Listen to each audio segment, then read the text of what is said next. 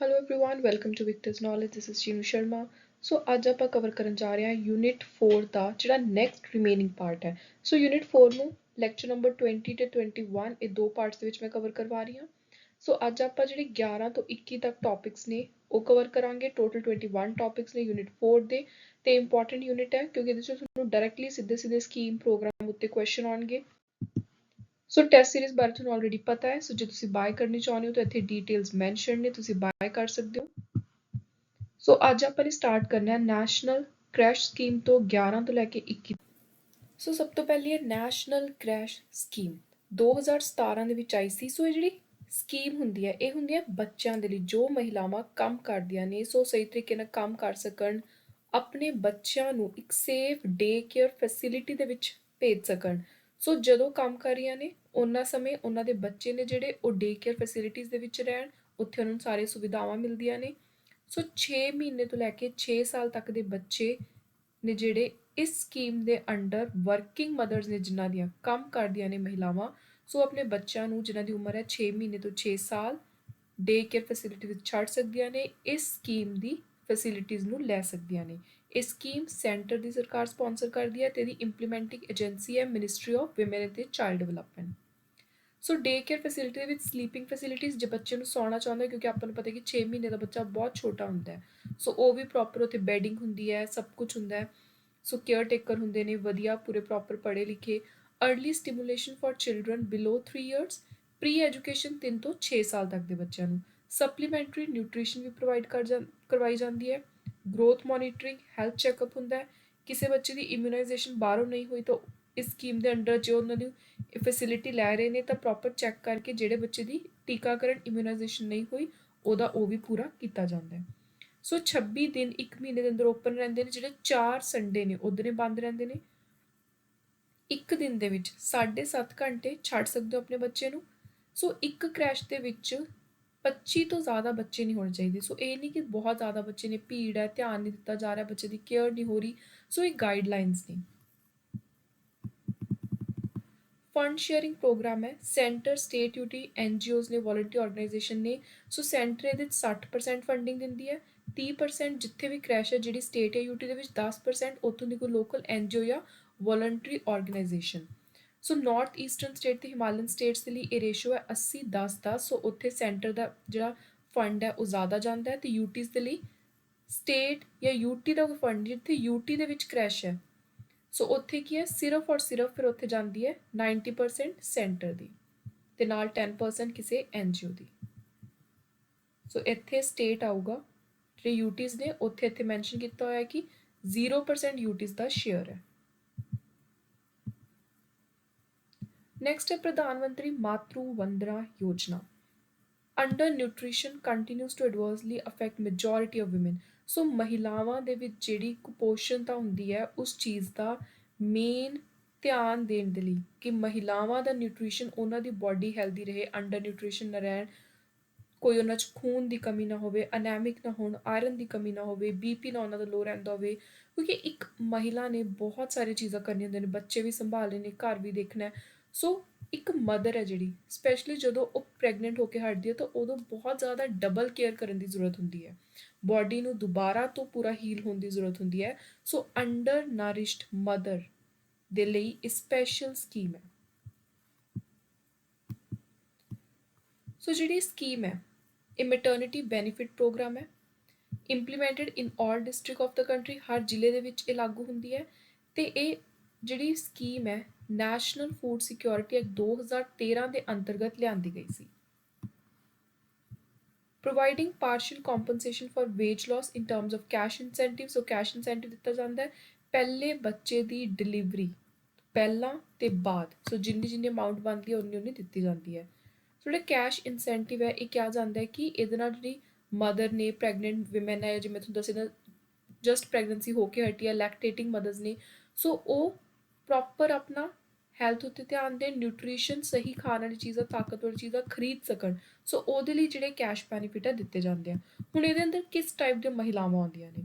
ਸੋ ਜਿੰਨੀਆਂ ਵੀ pregnant women ਨੇ, ਲੈਕਟੇਟਿੰਗ mother ਨੇ, ਸਾਰੀਆਂ ਆਉਂਦੀਆਂ ਨੇ ਐਕਸੈਪਟ, ਸੋ ਸਿਰਫ ਉਹ ਮਹਿਲਾਵਾਂ ਨਹੀਂ ਆਉਂਦੀਆਂ ਜਿਹੜੀਆਂ ਸੈਂਟਰ ਸਰਕਾਰ ਜਾਂ ਸਟੇਟ ਸਰਕਾਰ ਦੀਆਂ ਇੰਪਲੋਇਜ਼ ਨੇ, ਸੋ ਜਿਨ੍ਹਾਂ ਕੋਲ ਸਰਕਾਰੀ ਨੌਕਰੀ ਹੈ ਸੋ ਉਹ ਵਿਮਨ ਇਹਦੇ ਅੰਡਰ ਨਹੀਂ ਆਉਂਦੀਆਂ। All eligible pregnant women lactating mother who have their pregnancy on or after, ਸੋ ਜਿਨ੍ਹਾਂ ਦੀ ਵੀ ਪ੍ਰੈਗਨੈਂਸੀ ਇਹ ਸਕੀਮ ਉਹਨਾਂ ਦੇ ਉੱਤੇ ਉਹਨਾਂ ਮਹਿਲਾਵਾਂ ਦੇ ਲਈ ਹੈ, ਉਹ ਇਹਦੀ ਫਾਇਦਾ ਲੈ ਸਕਦੇ ਨੇ, ਇਹਦਾ ਕੈਸ਼ ਇਨਸੈਂਟਿਵ ਲੈ ਸਕਦੀਆਂ ਨੇ ਮਹਿਲਾਵਾਂ ਜਿਨ੍ਹਾਂ ਦੀ ਪ੍ਰੈਗਨੈਂਸੀ 1 ਜਨਵਰੀ 2017 ਇਸ ਸਕੀਮ ਦੇ ਆਉਣ ਤੋਂ ਬਾਅਦ ਜਾਂ ਉਸ ਦਿਨ ਤੋਂ ਸਟਾਰਟ ਹੋਈ ਹੈ। Date and stage of pregnancy for a beneficiary would be counted with respect to her LMP date as mentioned in MCP card। ਸੋ ਜਿਵੇਂ ਆਪਾਂ MCP ਕਾਰਡ ਬਾਰੇ ਪਹਿਲਾਂ ਵੀ ਸਕੀਮਾਂ ਦੇ ਵਿੱਚ ਪੜ੍ਹਿਆ, ਸੋ ਜਿੱਥੇ ਇਹ ਕਾਰਡ ਬਣਿਆ ਹੋਊਗਾ ਉਹਦੇ 'ਚ ਜਿਹੜੀ ਡੇਟ ਮੈਂਸ਼ਨਡ ਹੋਊਗੀ, ਜਿਸ ਦਿਨ ਤੋਂ ਪ੍ਰੈਗਨੈਂਸੀ ਦੀ ਜਿਹੜੀ ਡੇਟ ਹੁੰਦੀ ਹੈ ਮੇਨ ਉਹ ਸਟਾਰਟ ਹੁੰਦੀ ਹੈ, ਸੋ ਉਦੋਂ ਤੋਂ ਆਪਾਂ ਸਕੀਮ ਦੇ ਵਿੱਚ ਦੇਖਾਂਗੇ ਕਿ ਬੈਨੀਫਿਸ਼ਰੀ ਲਿਸਟ ਵਿੱਚੋਂ ਮਹਿਲਾ ਆਉਂਦੀ ਹੈ ਜਾਂ ਫਿਰ ਨਹੀਂ ਆਉਂਦੀ। Case of miscarriage still birth, so ਉੱਥੇ ਵੀ ਫਾਇਦਾ ਮਿਲੂਗਾ ਵਨ ਟਾਈਮ।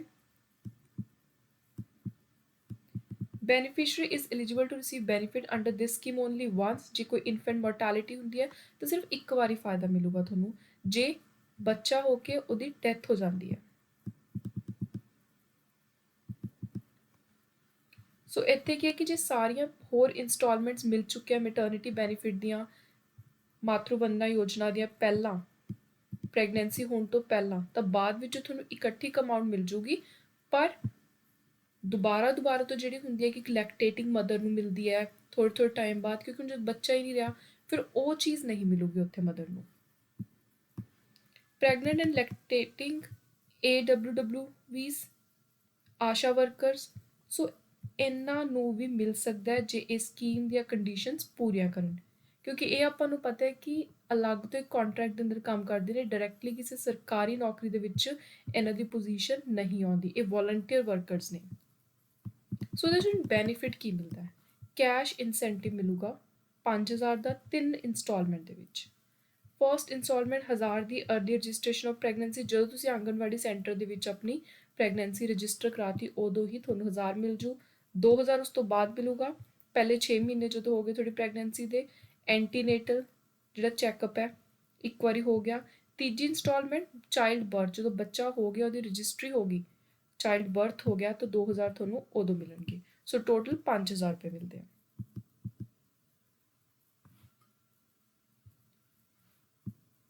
ਸੋ ਜਿਹੜੀ ਸਕੀਮ ਹੈ ਇਹਦੇ ਅੰਦਰ ਰਜਿਸਟ੍ਰੇਸ਼ਨ ਕਿਵੇਂ ਹੁੰਦੀ ਹੈ? ਇੱਕ ਤਾਂ ਮੈਂ ਤੁਹਾਨੂੰ ਦੱਸਿਆ ਡੇਟ ਆਫ MCP ਜਿਹੜਾ ਕਾਰਡ ਬਣਦਾ ਉਹਦੇ ਅਕੋਰਡਿੰਗ ਹੁੰਦੀ ਹੈ।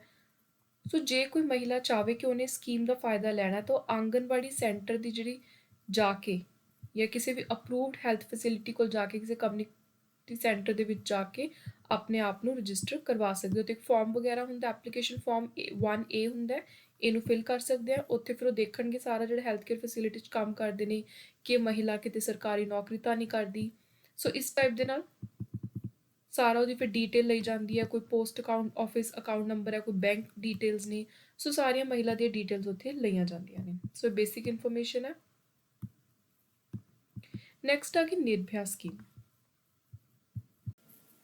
ਸੋ ਇਹ ਸਕੀਮ ਆਈ ਜਦੋਂ ਬਹੁਤ ਹੀ ਹੀਨੀਅਸ ਦਿੱਲੀ ਦੇ ਵਿੱਚ ਆਪਾਂ ਨੂੰ ਪਤਾ ਹੈ ਬੱਸ ਦੇ ਅੰਦਰ ਨਿਰਭਿਆ ਗੈਂਗ ਰੇਪ ਕੇਸ ਆਇਆ ਸੀ। ਸੋ 2012 ਤੋਂ ਬਾਅਦ ਭਾਰਤ ਸਰਕਾਰ ਨੇ ਇੱਕ ਫੰਡ ਸੈਟਅਪ ਕੀਤਾ 2013 ਦੇ ਵਿੱਚ, ਸੋ ਜਿਹਦੇ ਵਿੱਚ ਮਹਿਲਾ ਦੀ ਸਿਕਿਉਰਿਟੀ ਤੇ ਸੇਫਟੀ ਦੇ ਲਈ ਹੀ ਸਪੈਸ਼ਲ ਧਿਆਨ ਦਿੱਤਾ ਜਾਊਗਾ।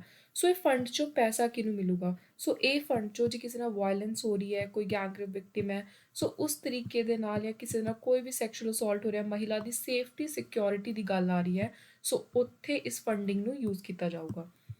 ਸੋ ਇੱਥੇ ਜਿਹੜੀ ਸਰਕਾਰ ਦੀ ਕੰਟਰੀਬਿਊਸ਼ਨ ਹੈ ਉਹ ਹੈ 1000 ਕਰੋੜ ਦੀ, ਤੇ ਨੋਡਲ ਏਜੰਸੀ ਜਿਹੜੀ ਮੇਨ ਸਾਰਾ ਕੁਝ ਦੇਖਦੀ ਹੈ ਫੰਡਿੰਗ ਵਗੈਰਾ ਉਹ ਹੈ ਡਿਪਾਰਟਮੈਂਟ ਇਕਨੋਮਿਕ ਅਫੇਅਰਸ ਦਾ, ਜਿਹੜਾ ਮਿਨਿਸਟਰੀ ਆਫ ਫਾਈਨੈਂਸ ਦੇ ਅੰਦਰ ਕੰਮ ਕਰਦਾ ਹੈ।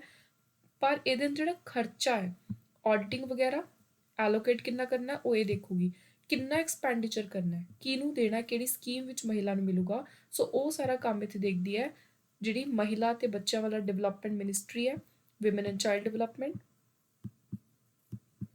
ਸੋ ਸੈਂਟਰ ਇਹਦੇ ਵਿੱਚ ਸਟੇਟਸ ਨੂੰ ਅੱਗੇ ਦਿੰਦੀ ਹੈ ਪੈਸਾ, ਸੋ ਦੈਟ ਉਹ ਜਿਹੜੇ ਵੀ ਵਿਮਨ ਸੇਫਟੀ ਦੇ ਪ੍ਰੋਗਰਾਮ ਨੇ ਉਹਨਾਂ ਉੱਤੇ ਖਰਚ ਸਕੇ। ਸੋ ਨਿਰਭਿਆ ਫੰਡ ਹੈ ਜਿਹੜਾ one of the schemes namely one stop center scheme is implemented across the country, ਜਿਹਦੇ ਬਾਰੇ ਆਪਾਂ ਪਹਿਲਾਂ ਪੜ੍ਹ ਕੇ ਵੀ ਹਟਿਆ। ਸੋ one stop center ਹੈ ਜਿਹੜਾ ਇਹ ਨਿਰਭਿਆ ਫੰਡ ਦੇ ਨਾਲ ਹੀ ਤਿਆਰ ਕੀਤਾ ਗਿਆ। ਸੋ ਇੰਪੋਰਟੈਂਟ ਚੀਜ਼ ਤੁਸੀਂ ਯਾਦ ਰੱਖਣੀ ਹੈ। ਸੋ ਵਨ ਸਟਾਪ ਸੈਂਟਰ 1 ਅਪ੍ਰੈਲ 2015 ਤੋਂ ਪੂਰੇ ਦੇਸ਼ ਭਰ ਦੇ ਵਿੱਚ ਅਲੱਗ-ਅਲੱਗ ਜਗ੍ਹਾ ਤੇ ਚੱਲ ਰਹੇ ਨੇ। ਸੋ ਇਹਦੇ ਅੰਦਰ ਕਿਸੇ ਵੀ ਮਹਿਲਾ ਦੇ ਨਾਲ ਵਾਇਲੈਂਸ ਹੋ ਰਹੀ ਹੈ ਤਾਂ ਇੱਕ ਹੀ ਜਗ੍ਹਾ ਦੇ ਉੱਤੇ ਆ ਕੇ ਹਰ ਤਰੀਕੇ ਦੀ ਇੰਟੀਗ੍ਰੇਟਿਡ ਮਲਟੀਪਲ ਸਰਵਿਸਿਜ਼ ਲੈ ਸਕਦੀਆਂ ਨੇ। ਪੁਲਿਸ ਫੈਸਿਲਿਟੇਸ਼ਨ ਤੁਹਾਨੂੰ ਮਦਦ ਕਰਵਾਈ ਜਾਊ FIR ਵਗੈਰਾ ਦਰਜ ਕਰਵਾਉਣ 'ਚ। ਕਿਸੇ ਮਹਿਲਾ ਦੇ ਨਾਲ ਕੋਈ ਵਾਇਲੈਂਸ ਹੋਈ ਹੈ, ਘਰੇ ਡੋਮੈਸਟਿਕ ਵਾਇਲੈਂਸ ਹੋਈ ਹੈ, ਕੁੱਟਮਾਰ, ਮੈਡੀਕਲ ਏਡ ਦਿੱਤੀ ਜਾਊ। ਕਿਸੇ ਨੂੰ ਕੋਈ ਹੀਲਿੰਗ ਦੀ ਜ਼ਰੂਰਤ ਹੈ, ਕਾਉਂਸਲਿੰਗ ਦੀ ਲੋੜ ਹੈ, ਸਾਈਕੋ ਸੋਸ਼ਲ ਕਾਉਂਸਲਿੰਗ ਦਿੱਤੀ ਜਾਊ, ਟੈਂਪਰੇਰੀ ਸ਼ੈਲਟਰ ਵੀ ਦਿੱਤਾ ਜਾਊ। ਕਿਸੇ ਮਹਿਲਾ ਦੇ ਪੇਕੇ ਨਹੀਂ ਹੈਗੇ, ਸਹੁਰਿਆਂ ਨੇ ਘਰੋਂ ਬਾਹਰ ਕੱਢਤਾ ਤੇ ਉਹਨਾਂ ਨੂੰ ਲੀਗਲ ਏਡ ਦੀ ਜ਼ਰੂਰਤ ਹੈ, ਵਕੀਲ ਦੀ ਜ਼ਰੂਰਤ ਹੈ। ਸੋ ਹਰ ਤਰੀਕੇ ਦੀ ਫੈਸਿਲਿਟੀ ਪ੍ਰੋਵਾਈਡ ਕਰਵਾਈ ਜਾਊ। ਸੋ ਹਸਪੀਟਲਸ ਤੇ ਮੈਡੀਕਲ ਫੈਸਿਲਿਟੀਜ਼ ਦੇ 2 ਕਿਲੋਮੀਟਰ ਦੇ ਰੇਡੀਅਸ ਦੇ ਅੰਦਰ ਅੰਦਰ ਤਿਆਰ ਕੀਤੇ ਜਾਣਗੇ। So background है, this is like just theoretical thing, no need to focus on this much.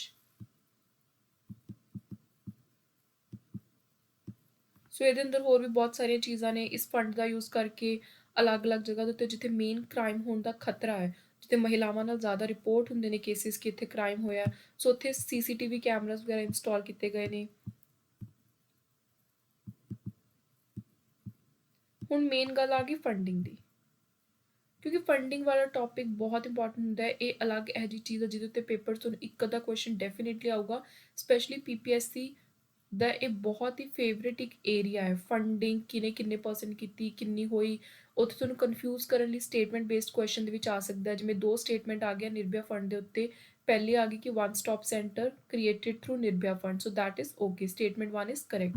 Statement 2 ਆ ਸਕਦੀ ਹੈ ਦੈਟ 100% ਜਿਹੜੀ ਫੰਡਿੰਗ ਹੈ ਉਹ ਸੈਂਟਰ ਕਰਦੀ ਹੈ ਸਟੇਟਸ ਦੇ ਲਈ। ਸੋ ਇਹ ਹੁਣ ਇੱਥੇ ਗਲਤ ਹੋ ਗਈ ਸਟੇਟਮੈਂਟ, ਕਿਉਂਕਿ 100% ਫੰਡਿੰਗ ਸੈਂਟਰ ਕਰਦੀ ਹੈ ਸਿਰਫ UTs ਦੇ ਲਈ, ਨਾ ਕਿ ਸਟੇਟਸ ਦੇ ਲਈ। ਸੋ ਇਸ ਤਰੀਕੇ ਨਾਲ ਤੁਹਾਨੂੰ ਉੱਥੇ ਕਨਫਿਊਜ਼ ਕਰਨ ਦੇ ਲਈ ਡੈਫੀਨੇਟਲੀ ਫੰਡਿੰਗ ਵਿੱਚੋਂ ਵੀ ਕੁਐਸਚਨ ਆ ਸਕਦੇ ਆ। ਸੋ 60-40, 60 ਇੱਥੇ ਸੈਂਟਰ ਕਰਦੀ ਹੈ ਸਟੇਟਸ ਦੇ ਲਈ, 40% ਖੁਦ ਸਟੇਟਸ ਦੇਖਦੀਆਂ ਨੇ। 90-10 ਜਿਹੜੀਆਂ ਸਟੇਟਸ ਡਿਫਿਕਲਟ ਟੈਰੇਨਸ ਦੇ ਵਿੱਚ, ਜਿਵੇਂ ਈਸਟਰਨ ਹੋ ਗਿਆ, ਕੋਈ ਆਪਣੀਆਂ ਹਿਮਾਚਲ ਵਾਲੀਆਂ ਹੋ ਗਈਆਂ, ਰਿਮੋਟ ਏਰੀਆਜ਼ ਹੋ ਗਏ, UTs ਦੇ ਲਈ 100% ਜਿਹੜਾ ਫੰਡ ਆ ਉਹ ਸੈਂਟਰ ਹੀ ਦਿੰਦੀ ਹੈ।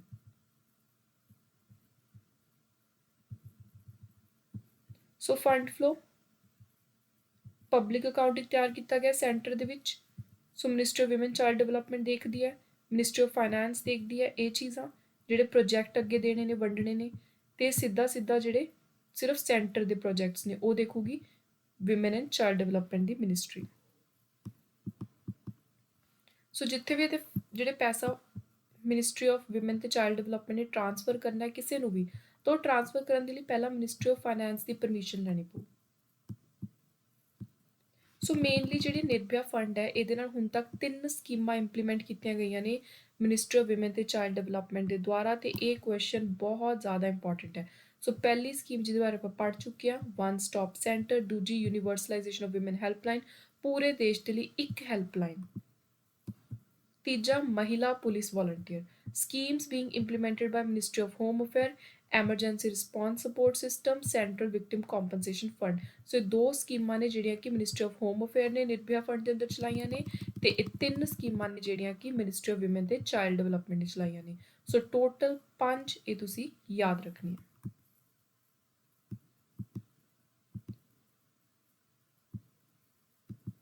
So central victim compensation fund simple ਜਿਹਾ ਮਿਨਿਸਟਰੀ ਆਫ ਹੋਮ ਅਫੇਅਰ ਚਲਾਉਂਦੀ ਹੈ। ਸੋ ਜਿੱਥੇ ਵੀ ਕਿਸੇ ਵਿਕਟਿਮ ਦੇ ਨਾਲ ਕੁਝ ਗਲਤ ਹੋਇਆ, ਕੋਈ ਵਾਇਲੈਂਸ ਹੋਈ ਹੈ, ਸੋ ਸੈਂਟਰ ਦੀ ਸਰਕਾਰ ਨੇ ਅਲੱਗ ਤੋਂ ਸਕੀਮ ਚਲਾਈ ਹੈ ਕਿ ਵਿਕਟਿਮ ਨੂੰ ਦੁਬਾਰਾ ਤੋਂ ਸੁਸਾਇਟੀ ਦੇ ਵਿੱਚ ਇੱਕ, ਜਿਵੇਂ ਉਹ ਕ੍ਰਾਈਮ ਹੋਣ ਤੋਂ ਪਹਿਲਾਂ ਸੀ ਉਹਦੀ ਜੋ ਹਾਲਤ, ਉਸੇ ਹਾਲਤ ਦੇ ਵਿੱਚ ਸਹੀ ਤਰੀਕੇ ਨਾਲ ਸੁਸਾਇਟੀ ਦੇ ਵਿੱਚ ਜਾ ਸਕੇ। ਸੋ ਉਹਦੇ ਲਈ ਜਿੰਨਾ ਵੀ ਖਰਚਾ ਹੋਊਗਾ ਵਿਕਟਿਮ ਨੂੰ ਠੀਕ ਕਰਨ ਦੇ ਲਈ, ਸੋ ਪ੍ਰਾਇਰ ਟੂ ਕ੍ਰਾਈਮ ਸਿਚੁਏਸ਼ਨ 'ਚ ਲੈ ਕੇ ਆਉਣ ਦੇ ਲਈ ਜਿਹੜੀ ਇਹ ਵਿਕਟਿਮ ਫੰਡ ਹੈ ਇਹਨੂੰ ਯੂਜ਼ ਕਰਕੇ ਵਿਕਟਿਮ ਦੀ ਮਦਦ ਕੀਤੀ ਜਾਊ। ਨਾਰੀ ਸ਼ਕਤੀ ਪੁਰਸਕਾਰ ministry of women child development ਨੇ ਇੱਕ ਸਾਲਾਨਾ ਜਿਹੜਾ ਅਵਾਰਡ ਫੰਕਸ਼ਨ ਹੈ ਨਾਰੀ ਸ਼ਕਤੀ ਪੁਰਸਕਾਰ ਇਹ ਸਟਾਰਟ ਕੀਤਾ ਸੀ 1999 ਦੇ ਵਿੱਚ। ਸੋ ਇਹਦੇ ਅੰਦਰ ਇਕਨੋਮਿਕ ਤੇ ਸੋਸ਼ਲ ਇੰਪਾਵਰਮੈਂਟ ਦੇ ਵਿੱਚ ਜੋ ਕੋਈ ਵੀ ਮਹਿਲਾ ਬਹੁਤ ਵਧੀਆ ਕੰਮ ਕਰਦੀਆਂ ਨੇ, ਆਊਟਸਟੈਂਡਿੰਗ ਵਰਕ, ਸੋ ਉਹਨਾਂ ਨੂੰ ਇਸ ਪੁਰਸਕਾਰ ਦੇ ਨਾਲ ਨਿਵਾਜਿਆ ਜਾਂਦਾ ਹੈ। ਹੁਣ ਇਹਦੀ ਐਲੀਜੀਬਿਲਿਟੀ ਦੇਖ ਲੈਂਦੇ ਹਾਂ। ਅਵਾਰਡਸ ਹਰ ਇੰਡੀਵਿਜੂਅਲ ਇੰਸਟੀਟਿਊਸ਼ਨ ਦੇ ਲਈ, ਸੰਸਥਾ ਦੇ ਲਈ ਵੀ, ਤੇ ਇਕੱਲੇ ਇੰਡੀਵਿਜੂਅਲ ਇਨਸਾਨ ਪਰਸਨ ਮਹਿਲਾ ਦੇ ਲਈ ਵੀ ਓਪਨ ਹੈ। ਇੰਡੀਵਿਜੂਅਲ ਕੈਟੇਗਰੀ ਦੇ ਵਿੱਚ ਜਿਹੜੀ ਮਹਿਲਾ ਹੈ ਘੱਟੋ ਘੱਟ 25 ਸਾਲ ਦੀ ਹੋਣੀ ਚਾਹੀਦੀ ਹੈ। 1 ਜੁਲਾਈ ਆਫ ਅਵਾਰਡ ਈਅਰ, ਸੋ ਜਿਹੜੇ ਸਾਲ 'ਚ ਅਵਾਰਡ ਮਿਲ ਰਿਹਾ ਉਸ ਸਾਲ ਦੀ 1 ਜੁਲਾਈ ਨੂੰ ਉਸ ਮਹਿਲਾ ਦੀ ਉਮਰ 25 ਸਾਲ ਪੂਰੀ ਹੋਣੀ ਚਾਹੀਦੀ ਹੈ। ਸੋ ਜੇ ਇੰਸਟੀਟਿਊਸ਼ਨ ਹੈ ਤਾਂ ਉਸ ਇੰਸਟੀਟਿਊਸ਼ਨ ਨੂੰ ਕੰਮ ਕਰਦੇ ਹੋਏ ਘੱਟੋ ਘੱਟ 5 ਸਾਲ ਹੋ ਜਾਣੇ ਚਾਹੀਦੇ ਨੇ। Applicant should not be a recipient of the same award earlier. So ਪਹਿਲਾਂ ਉਸ ਐਪਲੀਕੈਂਟ ਨੂੰ ਇਹ ਸੇਮ ਅਵਾਰਡ ਨਹੀਂ ਮਿਲਿਆ ਹੋਣਾ ਚਾਹੀਦਾ। ਇਨਕਲੂਡਿੰਗ ਸਤਰੀ ਸ਼ਕਤੀ ਪੁਰਸਕਾਰ ਵੀ ਨਹੀਂ ਮਿਲਿਆ ਹੋਣਾ ਚਾਹੀਦਾ। ਸੋ ਇਧਰ ਐਨਜੀਓਜ਼ ਕੋਈ ਵੀ ਤਰੀਕੇ ਦੀ ਸੰਸਥਾ ਨੂੰ ਮਿਲ ਸਕਦਾ ਹੈ ਤੇ ਕਿਸੇ ਵੀ ਤਰੀਕੇ ਦੇ ਸੈਕਟਰ ਦੇ ਵਿੱਚ ਵਧੀਆ ਕੰਮ ਕੀਤਾ ਹੋਣਾ ਚਾਹੀਦਾ ਹੈ। ਸੋ ਅਵਾਰਡ ਕਿਸੇ ਸਟੇਟ ਯੂਟੀ ਨੂੰ ਵੀ ਦਿੱਤਾ ਜਾ ਸਕਦਾ ਹੈ ਜਿੱਥੇ ਚਾਈਲਡ ਸੈਕਸ ਰੇਸ਼ੋ ਦੇ ਵਿੱਚ ਕਾਫੀ ਜ਼ਿਆਦਾ ਇੰਪਰੂਵਮੈਂਟ ਆਈ ਹੈ। ਸੋ ਨਾਰਮਲੀ ਅਵਾਰਡ ਹੈ ਜਿਹੜਾ ਪੋਸਟਮਸਲੀ ਮਤਲਬ ਕਿਸੇ ਦੀ ਡੈਥ ਹੋ ਗਈ ਉਸ ਤੋਂ ਬਾਅਦ ਉਹਨਾਂ ਨੂੰ ਨਹੀਂ ਦਿੱਤਾ ਜਾਂਦਾ, ਐਕਸੈਪਟ ਜਿੱਥੇ ਡੈਥ ਹੋਈ ਹੈ ਕਿਸੇ ਇਸ ਕਾਰਨ ਕਰਕੇ ਜਿਹਦੀ ਐਗਜ਼ੈਂਪਸ਼ਨ ਦਿੱਤੀ ਹੋਈ ਹੈ ਕਿ ਇਸ ਕੈਟੇਗਰੀ ਦੇ ਵਿੱਚ ਜੇ ਕਿਸ ਦੀ ਡੈਥ ਹੋ ਰਹੀ ਹੈ ਤਾਂ ਉਹਨੂੰ ਅਵਾਰਡ ਮਿਲ ਸਕਦਾ ਹੈ। ਸਿਰਫ ਉਸ ਕੇਸ ਵਿੱਚ ਮਿਲੂਗਾ, ਮੰਨ ਲਓ ਕਿ ਕੋਈ ਵਿਮਨ ਹੈ, ਕਿਸੇ ਵਿਮਨ ਦੀ ਹੀ ਮਦਦ ਕਰਦੇ ਹੋਏ ਡੈਥ ਹੋ ਗਈ ਕਿਸੇ ਇਹੋ ਜਿਹੇ ਇੰਸੀਡੈਂਟ ਦੇ ਵਿੱਚ, ਬਹੁਤ ਜ਼ਿਆਦਾ ਬਰੇਵਰੀ ਵਾਲਾ ਕੰਮ ਹੋਇਆ, ਸੋ ਉੱਥੇ ਉਹਨਾਂ ਨੂੰ ਪੋਸਟਮਸਲੀ ਮਿਲਣ ਦੇ ਚਾਂਸਿਸ ਹੈਗੇ ਨੇ ਜੇ ਮਿਨਿਸਟਰੀ ਅਪਰੂਵ ਕਰੇ। ਸੋ ਅਵਾਰਡ 'ਚ ਮਿਲਦਾ ਕੀ ਹੈ, ਇੱਕ ਸਰਟੀਫਿਕੇਟ ਨਾਲ ਕੈਸ਼ ਪ੍ਰਾਈਜ਼ 2 ਲੱਖ। ਸੋ ਹਰ ਸਾਲ ਟੋਟਲ 15 ਜਾਣੇ ਨੂੰ ਅਵਾਰਡ ਦਿੱਤਾ ਜਾਂਦਾ ਹੈ ਤੇ ਇਸ ਅਵਾਰਡ ਲਈ ਨੋਮੀਨੇਟ ਕਰਦੇ ਨੇ state government, UT, central ministry ਵੀ ਕਰ ਸਕਦੀ ਹੈ, ਕੋਈ ਐਨਜੀਓ ਕਰ ਸਕਦੀ ਹੈ, ਪਬਲਿਕ ਸੈਕਟਰ ਅੰਡਰਟੇਕਿੰਗ, ਕੋਈ ਯੂਨੀਵਰਸਿਟੀ ਹੈ, ਕੋਈ ਇੰਸਟੀਟਿਊਸ਼ਨ ਹੈ, ਜਾਂ ਸਿਲੈਕਸ਼ਨ ਕਮੇਟੀ ਆਪ ਵੀ, ਜੋ ਉਹਨਾਂ ਨੂੰ ਪਤਾ ਲੱਗਦਾ ਕਿ ਕਿਸੇ ਇੰਡੀਵਿਜੂਅਲ ਨੇ ਕੋਈ ਕੰਮ ਕੀਤਾ ਹੈ, ਕਿਸੇ ਨਿਊਜ਼ ਤੋਂ ਪਤਾ ਲੱਗਿਆ, ਮੀਡੀਆ ਤੋਂ, ਸੋਸ਼ਲ ਮੀਡੀਆ ਤੋਂ ਪਤਾ ਲੱਗਿਆ, ਤਾਂ ਉੱਥੇ ਵੀ। ਬਾਕੀ ਤੁਸੀਂ ਜੇ ਤੁਹਾਨੂੰ ਲੱਗਦਾ ਕਿ ਤੁਸੀਂ ਕੋਈ ਐਵੇਂ ਦਾ ਬਹੁਤ ਵਧੀਆ ਕੰਮ ਕੀਤਾ, ਤੁਹਾਨੂੰ ਅਵਾਰਡ ਮਿਲਣਾ ਚਾਹੀਦਾ ਹੈ, ਤੁਸੀਂ ਆਪਣੀ ਆਪ ਨੋਮੀਨੇਸ਼ਨ ਵੀ ਫਾਈਲ ਕਰਵਾ ਸਕਦੇ ਹੋ। So self nomination is also available. So award select ਕੌਣ ਕਰਦਾ ਹੈ? ਸੋ ਜੁਆਇੰਟ ਸੈਕਟਰੀ ਬੈਠਦੇ ਆ ministry of women child development ਦੇ, ਚੇਅਰਪਰਸਨ ਐਕਸ ਆਫੀਸ਼ੋ ਹੁੰਦੇ ਨੇ, ਡੋਮੇਨ ਐਕਸਪਰਟ ਬੈਠਦੇ ਨੇ ਜਿਨ੍ਹਾਂ ਨੂੰ ਇਸ ਏਰੀਆ ਦੇ ਵਿੱਚ ਬਹੁਤ ਐਕਸਪਰਟ ਨੌਲੇਜ ਹੈ। Then concern director, DS level officer ministry of development ਦੇ, ਵਿਮਨ ਐਂਡ ਚਾਈਲਡ ਡਿਵੈਲਪਮੈਂਟ ਦੇ, ਸੌਰੀ, ਡਾਇਰੈਕਟਰ ਬੈਠਦੇ ਨੇ, ਰੈਪਰੈਜ਼ੈਂਟੇਟਿਵ ਬੈਠਦੇ ਨੇ ਅਲੱਗ-ਅਲੱਗ ਲੇਡੀਜ਼ ਆਰਗੇਨਾਈਜੇਸ਼ਨ ਦੇ, ਕੰਸਰਨਡ ਸੈਕਟਰੀ ਮਿਨਿਸਟਰ ਬੈਠਦੇ ਨੇ। ਸੋ ਇਹ ਸਾਰੇ ਸਿਲੈਕਸ਼ਨ ਕਮੇਟੀ ਹੈ। ਦ ਕਾਲ ਫॉर ਅਵਾਰਡ, ਸੋ ਹਰ ਸਾਲ ਜਨਵਰੀ ਦੇ ਵਿੱਚ ਕਾਲ ਆਉਂਦੀ ਹੈ ਕਿ ਜੇ ਕੋਈ ਚਾਹੁੰਦਾ ਹੈ ਤਾਂ ਇਹਦੇ ਵਿੱਚ ਪਾਰਟਿਸਿਪੇਟ ਕਰ ਸਕਦਾ। ਤਾਂ ਅਵਾਰਡ ਹੈ ਜਿਹੜੇ ਇਹ ਮਿਲਦੇ ਨੇ ਫਿਰ 8 ਮਾਰਚ ਨੂੰ, ਜਿਸ ਦਿਨ ਇੰਟਰਨੈਸ਼ਨਲ ਮਹਿਲਾ ਦਿਵਸ ਹੁੰਦਾ ਹੈ ਨਵੀਂ ਦਿੱਲੀ ਦੇ ਵਿੱਚ। ਸੋ 2012 ਦੇ ਵਿੱਚ ਜਿਹੜੇ ਨਾਰੀ ਸ਼ਕਤੀ ਅਵਾਰਡਸ ਮਿਲੇ ਸੀ ਇਹ ਡਿਸਟ੍ਰੀਬਿਊਟ ਕੀਤੇ ਗਏ ਸੀ 6 ਇੰਸਟੀਟਿਊਸ਼ਨਲ ਕੈਟੇਗਰੀ ਦੇ ਵਿੱਚ, 2 ਇੰਡੀਵਿਜੂਅਲ ਕੈਟੇਗਰੀ, ਤੇ ਉਹ ਸੀ ਇੰਸਟੀਟਿਊਸ਼ਨਲ ਕੈਟੇਗਰੀਜ਼ ਰਾਣੀ ਲక్ష్ਮੀਬਾਈ ਅਵਾਰਡ, ਰਾਣੀ ਗਾਈਦਿਨਲਿਊ ਜ਼ਲਾਂਗ ਅਵਾਰਡ, ਮਾਤਾ ਜੀਜਾਬਾਈ, ਕਨਗੀ ਦੇਵੀ, ਦੇਵੀ ਅਹਿल्या, ਰਾਣੀ ਰੁਦਰਮਾ ਦੇਵੀ। ਇੰਡੀਵਿਜੂਅਲ ਦੇ ਵਿੱਚ ਕਰੇਜ ਤੇ ਬਰੇਵਰੀ ਲਈ। ਸੋ ਇਹ ਲਿਸਟ ਹੈ, ਬਟ ਮੈਂ ਤੁਹਾਨੂੰ ਟੈਲੀਗ੍ਰਾਮ ਦੇ ਵਿੱਚ ਜਿਹੜੀ ਅਪਡੇਟਡ 2024 ਦੀ ਲਿਸਟ ਹੈ ਸੋ ਉਹ ਮੈਂ ਤੁਹਾਨੂੰ ਸ਼ੇਅਰ ਕਰ ਦੂੰਗੀ। ਸੋ ਤੁਸੀਂ ਪੇਪਰ ਦੇ ਲਈ ਇਹਨੂੰ ਇਗਨੋਰ ਕਰ ਸਕਦੇ ਹੋ ਤੇ 2024 ਦੀ ਜਿਹੜੀ ਮੈਂ ਲਿਸਟ ਪਾਉਂਗੀ ਉਹਨੂੰ ਤੁਸੀਂ ਪੇਪਰ ਦੇ ਲਈ ਤਿਆਰ ਕਰਕੇ ਜਾਣਾ।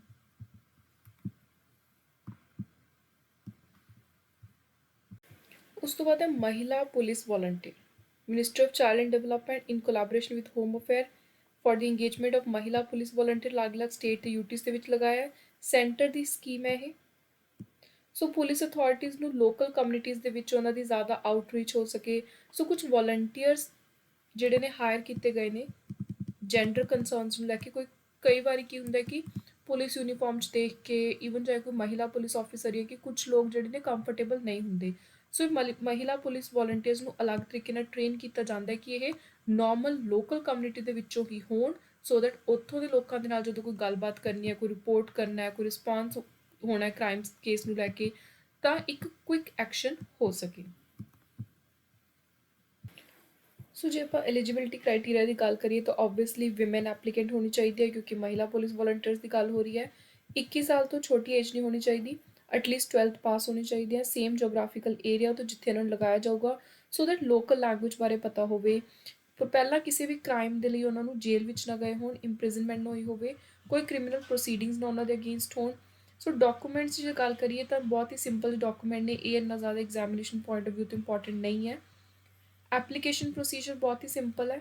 ਡਿਸਟ੍ਰਿਕਟ ਲੈਵਲ 'ਤੇ ਜਿਹੜੇ ਸੀਨੀਅਰ ਸੁਪਰੀਟੈਂਡੈਂਟ ਪੁਲਿਸ ਦੇ ਐਸਐਸਪੀ, ਉਹ general director of police of state ਦੇ ਨਾਲ ਕੰਸਲਟ ਕਰਕੇ ਸਿਲੈਕਸ਼ਨ ਪ੍ਰੋਸੈਸ ਹੈ ਜਿਹੜਾ ਉਹ ਸਾਰਾ ਕੰਡਕਟ ਕਰਵਾਉਂਦੇ ਨੇ।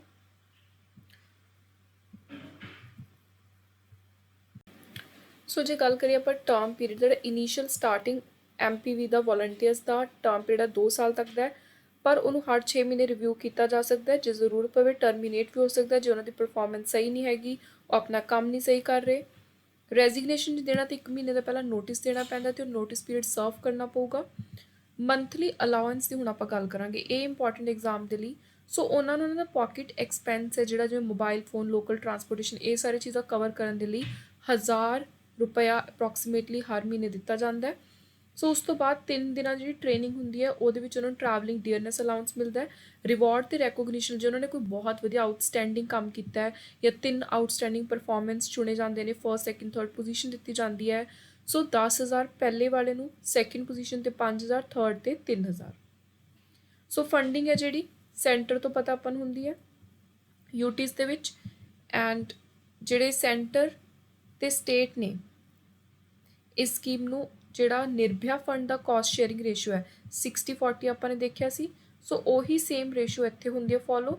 ਉੱਥੇ ਵੀ ਇਹੀ ਸੀਗਾ ਕਿ ਜਿਹੜੀ ਯੂਟੀਜ਼ ਨੇ ਉਹਨਾਂ ਦੇ ਲਈ 100% ਸੈਂਟਰ, ਪਰ ਜਦੋਂ ਕੋਈ ਹੋਰ ਸਕੀਮ ਦੀ ਗੱਲ ਆਉਂਦੀ ਹੈ ਸਟੇਟਸ ਦੇ ਲਈ ਤਾਂ ਉੱਥੇ ਫਿਰ ਸੈਂਟਰ ਦਾ 60% ਹੁੰਦਾ ਫੰਡ ਅਤੇ ਸਟੇਟਸ ਦਾ 40%। ਸੋ ਸੇਮ ਹੈ ਇਹਨਾਂ ਵੋਲੰਟੀਅਰਸ ਦੇ ਲਈ। ਮਹਿਲਾ ਸ਼ਕਤੀ ਕੇਂਦਰ, ਸੋ ਇਸ ਸਕੀਮ ਨੂੰ ਅਪਰੂਵ ਕੀਤਾ cabinet committee on economic affair ਨੇ 3 ਸਾਲਾਂ ਦੇ ਲਈ 2017-18, 2019 ਤੱਕ। So ministry of women child development ਇੱਕ ਅੰਬਰੇਲਾ ਸਕੀਮ ਸੀ ਜਿਹਦੇ ਅੰਦਰ ਹੋਰ ਬਹੁਤ ਛੋਟੇ-ਛੋਟੇ ਸਕੀਮਾਂ ਆਉਂਦੀਆਂ ਸੀ। Mission for protection and empowerment of women. So ਇਹ ਜਿਹੜੀ ਪ੍ਰਧਾਨ ਮੰਤਰੀ ਮਹਿਲਾ ਸ਼ਕਤੀ ਕੇਂਦਰ ਸਕੀਮ ਹੈ, ਇਹ ਇਸੇ ਅੰਬਰੇਲਾ ਸਕੀਮ ਦਾ ਪਾਰਟ ਹੈ। ਸੋ ਜੇ ਗੱਲ ਕਰੀਏ ਆਪਾਂ ਆਬਜੈਕਟਿਵ ਦੀ, ਸਕੀਮ ਮੇਨਲੀ ਲਿਆਂਦੀ ਕਿਉਂ ਗਈ ਹੈ? ਸੋ ਸਕੀਮ ਹੈ ਜਿਹੜੇ ਪੇਂਡੂ ਮਹਿਲਾਵਾਂ ਨੇ, ਪੇਂਡੂ ਖੇਤਰਾਂ 'ਚ ਰਹਿੰਦੀਆਂ ਨੇ, ਇੰਪਾਵਰ ਕੀਤਾ ਜਾਂਦਾ ਰੂਰਲ ਵਿਮਨ ਨੂੰ ਕਮਿਊਨਿਟੀ ਪਾਰਟੀਸਪੇਸ਼ਨ ਦੇ ਲਈ। ਸੋ ਉਹਨਾਂ ਦੇ ਲਈ ਇੱਕ ਇਹੋ ਜਿਹਾ ਮਾਹੌਲ ਤਿਆਰ ਕੀਤਾ ਜਾਂਦਾ ਜਿੱਥੇ ਉਹਨਾਂ ਨੂੰ ਹਰ ਤਰੀਕੇ ਦੀ ਫੈਸਿਲਿਟੀ ਮਿਲੇ। ਸੋ ਮੋਸਟਲੀ 115 ਜਿਹੜੇ ਮੋਸਟ ਬੈਕਵਰਡ, ਸਭ ਤੋਂ ਜ਼ਿਆਦਾ ਪਿਛੜੇ ਹੋਏ ਜ਼ਿਲ੍ਹੇ ਨੇ, ਉੱਥੇ ਜਿਹੜੇ ਇਹ ਕੇਂਦਰ ਨੇ ਖੋਲ੍ਹੇ ਗਏ ਨੇ। ਸੋ ਉੱਥੋਂ ਦੀਆਂ ਮਹਿਲਾਵਾਂ ਨੂੰ ਹੈਲਥ, ਨਿਊਟ੍ਰੀਸ਼ਨ, ਸਕਿੱਲ ਡਿਵੈਲਪਮੈਂਟ, ਸੋ ਜੋ ਉਹ ਇੰਟਰਸਟ ਦਾ ਕੰਮ ਕਰਨਾ ਚਾਹੁੰਦੀਆਂ ਨੇ, ਕੁਝ ਬੁਣਨਾ, ਕੋਈ ਹੱਥੀਂ ਕੁਝ ਕਰਨ ਵਾਲਾ ਕੰਮ ਹੈ, ਕਢਾਈ ਕਰਨ ਵਾਲਾ, ਜਾਂ ਜਿਵੇਂ ਬਾਸਕਿਟ ਮੇਕਿੰਗ ਹੁੰਦੀ ਹੈ। ਸੋ ਕੋਈ ਵੀ ਇੰਪਲੋਇਮੈਂਟ ਜਾਂ ਡਿਜੀਟਲ ਲਿਟਰੇਸੀ ਵੀ, ਜਿਹੜੀ ਵਿਮਨ ਕੋਈ ਥੋੜ੍ਹੀ ਬਹੁਤ ਪੜ੍ਹੀਆਂ ਹੋਈਆਂ ਨੇ, ਇੰਟਰਸਟ ਉਹਨਾਂ ਦਾ, ਤਾਂ ਉਹਨਾਂ ਨੂੰ ਡਿਜੀਟਲ ਲਿਟਰੇਸੀ ਵੀ ਪ੍ਰੋਵਾਈਡ ਕਰਵਾਈ ਜਾਂਦੀ ਹੈ। ਸੋ ਅਲੱਗ-ਅਲੱਗ ਲੈਵਲ 'ਤੇ ਸਕੀਮ ਕੰਮ ਕਰਦੀ ਹੈ, ਨੈਸ਼ਨਲ ਲੈਵਲ 'ਤੇ, ਸੈਂਟਰ, ਡਿਸਟ੍ਰਿਕਟ ਲੈਵਲ 'ਤੇ, ਅਲੱਗ-ਅਲੱਗ ਟਾਈਪ ਦੇ ਜਿਹੜੇ ਡਿਪਾਰਟਮੈਂਟਸ ਨੇ ਉਹਨਾਂ ਦੇ ਨਾਲ ਮਿਲ ਕੇ, ਅਲੱਗ-ਅਲੱਗ ਸਕੀਮਾਂ ਦੇ ਨਾਲ ਮਿਲ ਕੇ ਕੰਮ ਕਰਦੀ ਹੈ। ਉਸ ਤੋਂ ਬਾਅਦ ਆਉਂਦਾ ਆਂਗਨਵਾੜੀ ਸਰਵਿਸਿਜ਼, ਇੰਪੋਰਟੈਂਟ। ਆਂਗਨਵਾੜੀ ਸਰਕਾਰ ਦੀ ਸਪਾਂਸਰ ਕੀਤੀ ਹੋਈ ਚਾਈਲਡ ਕੇਅਰ ਅਤੇ ਮਦਰ ਕੇਅਰ ਡਿਵੈਲਪਮੈਂਟ ਪ੍ਰੋਗਰਾਮ ਹੈ ਭਾਰਤ ਦੇ ਪਿੰਡਾਂ ਦੇ ਲੈਵਲ 'ਤੇ, ਵਿਲੇਜ ਲੈਵਲ 'ਤੇ। ਸੋ ਵਰਡ ਆਂਗਨਵਾੜੀ ਦਾ ਮਤਲਬ ਹੈ ਇੰਗਲਿਸ਼ ਦੇ ਵਿੱਚ ਕੋਰਟਯਾਰਡ ਸ਼ੈਲਟਰ। ਸੋ ਇਹ meaning as it is English ਦੇ ਵਿੱਚ ਪੇਪਰਾਂ 'ਚ ਬਹੁਤ ਵਾਰੀ ਆਉਂਦਾ ਹੈ। ਪਹਿਲਾਂ PPSP ਦਾ ਸੁਪਰਵਾਈਜ਼ਰ ਦਾ ਇੱਕ ਐਗਜ਼ਾਮ ਹੋਇਆ ਸੀ ਆਂਗਨਵਾੜੀ ਦਾ, ਸੋ ਉਹਦੇ ਲਈ ਵੀ ਇਸ ਟਾਈਪ ਦੇ ਕੁਐਸਚਨ ਇੰਪੋਰਟੈਂਟ ਸੀ। ਹੁਣ ਇਹ ਥੋੜ੍ਹਾ ਇੱਕ ਲੈਵਲ ਉੱਪਰ ਹੈ exam, but still anganwadi topic ਉਨਾ ਹੀ ਇੰਪੋਰਟੈਂਟ ਹੈ ਜਿੰਨਾ ਆਂਗਨਵਾੜੀ ਸੁਪਰਵਾਈਜ਼ਰ ਐਗਜ਼ਾਮ ਦੇ ਲਈ ਸੀ। ਇੰਗਲਿਸ਼ ਲੈਂਗੁਏਜ ਦੇ ਵਿੱਚ ਆਪਾਂ ਨੇ ਇਹਦਾ ਮੀਨਿੰਗ ਦੇਖ ਲਿਆ। ਪ੍ਰਾਇਮਰੀਲੀ ਇਹਦੇ ਵਿੱਚ ਜਿਹੜੇ 0 ਤੋਂ 6 ਸਾਲ ਤੱਕ ਦੇ ਬੱਚੇ ਨੇ ਉਹਨਾਂ ਦੀਆਂ ਜ਼ਰੂਰਤਾਂ ਵੱਲ ਦੇਖਿਆ ਜਾਂਦਾ ਹੈ। ਸੋ ਸਟਾਰਟ ਕੀਤੇ ਗਏ ਸੀ 1975 ਵਿੱਚ ICDS ਪ੍ਰੋਗਰਾਮ ਦੇ ਅੰਡਰ ਹੀ। ਮੇਨਲੀ ਇਹਦਾ ਮਕਸਦ ਸੀ ਆਂਗਨਵਾੜੀ ਸਿਸਟਮ ਨੂੰ ਸੈਟਅਪ ਕਰਨ ਦਾ, ਕਿ ਬੱਚਿਆਂ ਦੀ ਭੁੱਖ ਅਤੇ ਕੁਪੋਸ਼ਣਤਾ, ਇਹ ਦੋ ਚੀਜ਼ਾਂ ਨੂੰ ਕੰਬੈਟ ਕੀਤਾ ਜਾਵੇ, ਖਤਮ ਕੀਤਾ ਜਾ ਸਕੇ। ਸੋ ਚਾਈਲਡ ਹੰਗਰ ਅਤੇ ਮਾਲ ਨਿਊਟ੍ਰੀਸ਼ਨ। ਸੋ ਆਂਗਨਵਾੜੀ ਸੈਂਟਰ ਪ੍ਰੋਵਾਈਡ ਕਰਦੇ ਨੇ ਬੇਸਿਕ ਹੈਲਥ ਫੈਸਿਲਿਟੀਜ਼, ਬੇਸਿਕ ਸੁਵਿਧਾਵਾਂ ਨੇ ਜਿਹੜੀਆਂ ਸਿਹਤ ਨੂੰ ਲੈ ਕੇ ਭਾਰਤ ਦੇ ਅਲੱਗ-ਅਲੱਗ ਪਿੰਡਾਂ ਦੇ ਵਿੱਚ। ਭਾਰਤ ਜਿਹੜਾ ਸਰਕਾਰੀ ਹੈਲਥ ਕੇਅਰ ਸਿਸਟਮ ਹੈ ਇਹ ਉਹਦਾ ਹੀ ਹਿੱਸਾ ਨੇ। ਸੋ ਇੰਟੀਗ੍ਰੇਟਿਡ ਚਾਈਲਡ ਡਿਵੈਲਪਮੈਂਟ ਸਕੀਮ ਆਪਾਂ ਆਲਰੇਡੀ ਪਹਿਲਾਂ ਵੀ ਬਹੁਤ ਵਾਰੀ ਪੜ੍ਹ ਚੁੱਕੇ ਹਾਂ। ਸੋ ਪ੍ਰੈਗਨੈਂਟ ਨਰਸਿੰਗ ਮਦਰਸ ਨੂੰ ਇਹਦੇ ਵਿੱਚ ਜਿਹੜਾ ਫੂਡ ਹੈ, ਨਿਊਟ੍ਰੀਸ਼ਨ, ਉਹ ਦਿੱਤਾ ਜਾਂਦਾ ਹੈ। So nutrition, health, pre health, school, ਇਹ 3 ਚੀਜ਼ਾਂ ਨੇ ਅਤੇ ਸਾਰਾ ਕੁਝ ਸੇਮ ਹੈ, ਰੈਪੀਟੇਟਿਵ ਆਪਾਂ ਪਹਿਲਾਂ ਦੇਖ ਚੁੱਕੇ ਹਾਂ। ਸੋ ਮੇਨ ਰੋਲ ਹੈ ਜਿਹੜਾ ਆਂਗਨਵਾੜੀ ਵਰਕਰ ਦਾ ਇਹਦੇ ਅੰਦਰ, ਉਹ ਹੁੰਦਾ ਜਿਹੜਾ ਹੈਲਥ ਸਟਾਫ ਹੈ ਜਿਵੇਂ ANM ਵਗੈਰਾ, ਉਹਨਾਂ ਦੀ ਮਦਦ ਕਰਨੀ। ਸੋ ਰਿਕਾਰਡ ਬਣਾ ਕੇ ਰੱਖਣਾ, ਪੇਰੈਂਟਸ ਨੂੰ ਮੋਟੀਵੇਟ ਕਰਨਾ ਕਿ ਆਪਣੇ ਬੱਚਿਆਂ ਨੂੰ ਆਂਗਨਵਾੜੀ ਵਿੱਚ ਭੇਜੋ। ਇਮਿਊਨਾਈਜੇਸ਼ਨ, ਟੀਕਾਕਰਨ ਸੈਸ਼ਨ ਨੇ ਜਿਹੜੇ ਅਲੱਗ-ਅਲੱਗ ਜਗ੍ਹਾ ਦੇ ਉੱਤੇ ਲਗਾਉਣੇ। ਸੋ ਆਂਗਨਵਾੜੀ ਸਿਸਟਮ ਹੈ ਜਿਹੜਾ 1 ਵਿਲੇਜ ਪਰ area is managed by single anganwadi worker. So ਉਸ ਆਂਗਨਵਾੜੀ ਵਰਕਰ ਨੂੰ ਲੋਕਲ ਕਮਿਊਨਿਟੀ 'ਚ ਚੁਣਿਆ ਜਾਂਦਾ ਹੈ। 4 ਮਹੀਨੇ ਦੀ ਟ੍ਰੇਨਿੰਗ ਦਿੱਤੀ ਜਾਂਦੀ ਹੈ ਉਹਨਾਂ ਨੂੰ ਅਲੱਗ-ਅਲੱਗ ਚੀਜ਼ਾਂ ਦੇ ਲਈ, ਜਿਵੇਂ ਹੈਲਥ, ਨਿਊਟ੍ਰੀਸ਼ਨ, ਚਾਈਲਡ ਕੇਅਰ। ਹਰ ਆਂਗਨਵਾੜੀ ਵਰਕਰ ਅਬਾਊਟ 1000 ਲੋਕਾਂ ਦੀ ਜਿਹੜੀ ਪਾਪੂਲੇਸ਼ਨ ਹੈ ਉਹਨੂੰ ਕਵਰ ਕਰਦੇ ਆ। ਫਿਰ ਹੁੰਦੇ ਮੁੱਖਿਆ ਸੇਵਿਕਾ, ਸੁਪਰਵਾਈਜ਼ਰ ਆਂਗਨਵਾੜੀ ਵਰਕਰ ਦੀ। ਹਰ 10 ਆਂਗਨਵਾੜੀ ਵਰਕਰਾਂ ਦੇ ਉੱਤੇ ਉਹਨਾਂ ਦੀ ਹੈੱਡ ਹੁੰਦੇ ਆ anganwadi supervisor, on the job guidance, ਉਹਨਾਂ ਨੇ ਕੰਮ ਕਿਵੇਂ ਕਰਨਾ ਉਹ ਦੱਸਦੇ ਆ। ਸੋ ਲਿਸਟ ਚੈੱਕ ਕਰਦੇ ਆ ਬੈਨੀਫਿਸ਼ਰੀਜ਼ ਦੀ ਲੋ ਇਕਨੋਮਿਕ ਸਟ੍ਰੇਟਾ ਤੋਂ, ਕਿ ਕੌਣ ਸਭ ਤੋਂ ਜ਼ਿਆਦਾ ਮਾਲ ਨਿਊਟ੍ਰੀਸ਼ਨ ਹੈ। ਸੋ ਇਹ ਸਾਰੀ ਰਿਸਪੌਂਸਿਬਿਲਿਟੀ ਨੇ ਆਂਗਨਵਾੜੀ ਸੁਪਰਵਾਈਜ਼ਰ ਦੀਆਂ। ਸਾਰਾ ਇੱਕ ਤਰੀਕੇ ਨਾਲ 10 ਆਂਗਨਵਾੜੀ ਵਰਕਰਸ ਦੇ ਅੰਡਰ ਜੋ ਆਂਗਨਵਾੜੀਆਂ ਆਉਂਦੀਆਂ ਨੇ ਉਹਨਾਂ ਦਾ ਪੂਰਾ ਸਾਰਾ ਮੇਨ ਰਿਕਾਰਡ ਡੇਟਾ ਮੇਨਟੇਨ ਕਰਨਾ ਅਤੇ ਆਂਗਨਵਾੜੀ ਵਰਕਰ ਨੂੰ ਸਾਰਿਆਂ ਨੂੰ ਗਾਈਡ ਕਰਨਾ। ਅਤੇ ਫਿਰ ਜਿਹੜੀ ਮੁੱਖ ਸੇਵਿਕਾ ਹੁੰਦੇ ਨੇ ਅੱਗੇ CDPO ਨੂੰ ਰਿਪੋਰਟ ਕਰਦੇ ਨੇ। ਸੋ ਜਿਹੜੇ ਤੁਸੀਂ ਹੁਣ ਆਫਿਸਰ ਬਣਨਾ ਐਗਜ਼ਾਮ ਕਲੀਅਰ ਕਰਕੇ, ਸੋ ਜਿਹੜਾ ਪਹਿਲਾਂ ਆਪਾਂ ਨੇ ਪੇਪਰ ਦੇਖਿਆ ਸੀ PSSB ਦਾ ਆਂਗਨਵਾੜੀ ਸੁਪਰਵਾਈਜ਼ਰ ਦਾ, ਸੋ ਉਹਨਾਂ ਨੇ ਫਿਰ ਕੱਲ੍ਹ ਨੂੰ ਤੁਹਾਨੂੰ PPSC ਦੇ ਅੰਦਰ ਜਿਹੜੇ CDPO ਆਫਿਸਰ ਬਣਨਾ, ਟੌਪ 'ਤੇ ਜਿਹੜੇ ਆਫਿਸਰ ਬੈਠਣਗੇ ਸੋ ਉਹਨਾਂ ਨੂੰ ਰਿਪੋਰਟ ਦੇਣੀ ਹੈ। ਸੋ ਬੇਸਿਕ ਥਿਊਰੀ ਵਿੱਚ ਕੁਝ ਟੈਕਨੀਕਲ ਨਹੀਂ ਹੈ ਐਗਜ਼ਾਮੀਨੇਸ਼ਨ ਪੁਆਇੰਟ ਆਫ ਵਿਊ ਤੋਂ। ICDS ਸਕੀਮ ਆਪਾਂ ਪਹਿਲਾਂ ਵੀ ਕਰ ਚੁੱਕੇ ਹਾਂ, ਸੋ ਆਲਰੇਡੀ ਕਵਰਡ ਹੈ। ਇੱਥੇ ਤੁਸੀਂ ਦੁਬਾਰਾ ਤੋਂ ਇੱਕ ਵਾਰ ਰੀਡ ਕਰਨੀ ਹੋਈ ਤਾਂ ਕਰ ਸਕਦੇ ਹੋ।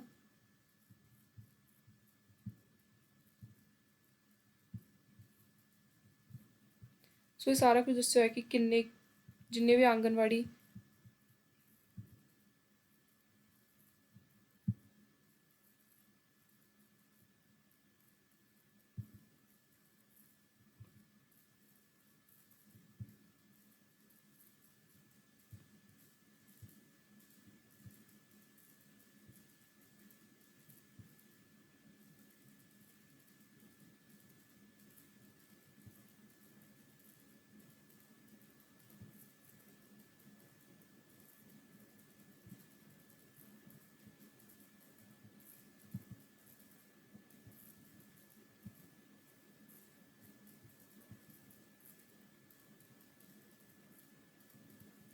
ਸੋ ਇਹ ਦੱਸਿਆ ਕਿ ਇਹਨਾਂ ਨੂੰ ਹੋਰ ਨਿਊਟ੍ਰੀਸ਼ਨ ਹੈਲਥ ਦੇ ਅੰਦਰ ਪਰਟੀਕੂਲਰਲੀ ਕੀ ਦਿੱਤਾ ਜਾਂਦਾ ਹੈ।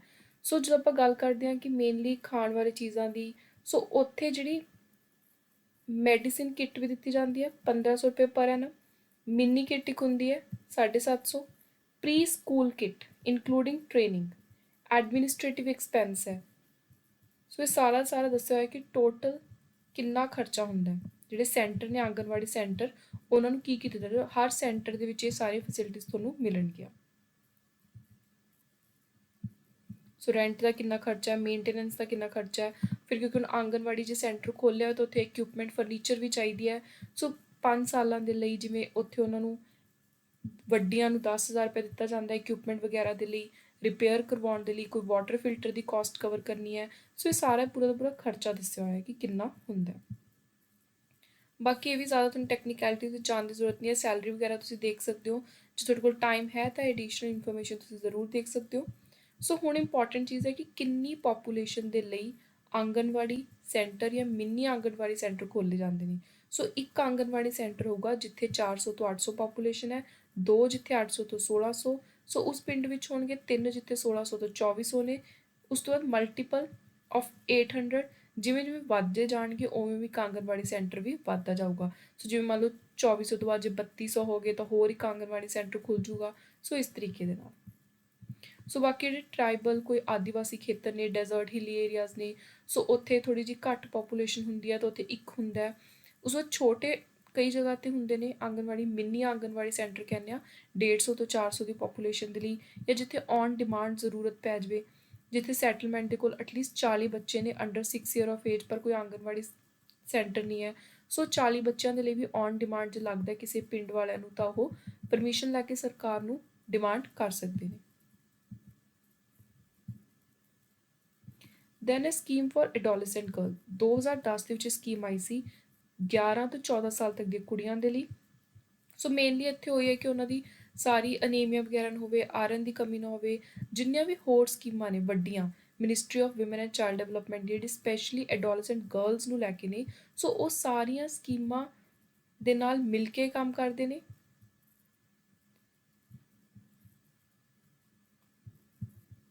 2021 ਤੋਂ ਬਾਅਦ ਜਿਹੜੀ ਸਕੀਮ ਆਪਾਂ ਗੱਲ ਕਰ ਰਹੇ ਹਾਂ 2010 ਦੀ ਸਕੀਮ ਹੈ ਐਡੋਲਸੈਂਟ ਗਰਲਸ ਦੀ, ਇਹਨੂੰ ਜਿਹੜਾ ਮਿਸ਼ਨ ਪੋਸ਼ਨ ਹੈ 2.0 ਉਹਦੇ ਅੰਦਰ ਇਨਕਲੂਡ ਕਰਤਾ ਸੀ। ਸੋ ਇਹ ਵੀ ਇੰਪੋਰਟੈਂਟ ਚੀਜ਼ ਤੁਸੀਂ ਯਾਦ ਰੱਖਣੀ ਹੈ।